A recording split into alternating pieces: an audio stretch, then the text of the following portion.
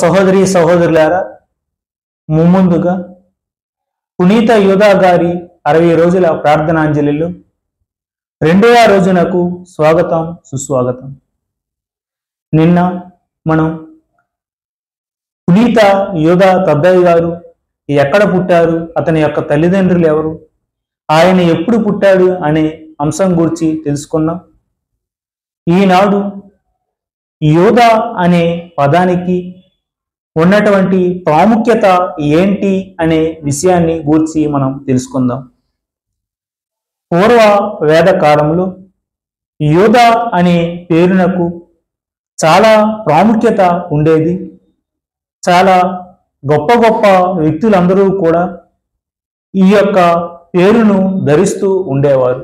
వారిలో ప్రముఖులు బాగా పేరు సంపాదించినటువంటి 2 వ్యక్తులు ఉన్నారు. ఎవరంటే, మొదటి వ్యక్తి యాకోబు లేయా 4వ కుమారుడైనటువంటి యోధా, 2వ వ్యక్తి మకబీయుడైనటువంటి యోధా.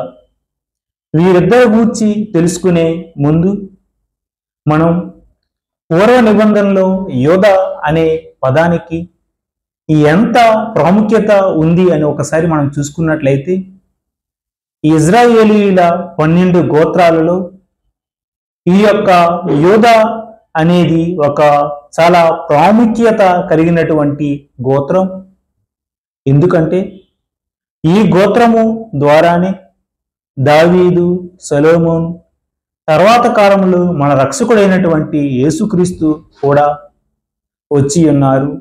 ఒక్కసారి మనం చరిత్రను చూసుకున్నట్లయితే, ఈ యొక్క యోధా రాజ్యం బాబిలోనీయుల రాజుల వలన అనేక రాజ్యాలు కూలిపోయినప్పటికీ కూడా వీరి దాడులను తట్టుకొని నిలబడినటువంటి చాలా స్ట్రాంగ్ దేశం ఈ యొక్క యోధయ తెగకు చెందినటువంటి వ్యక్తులు.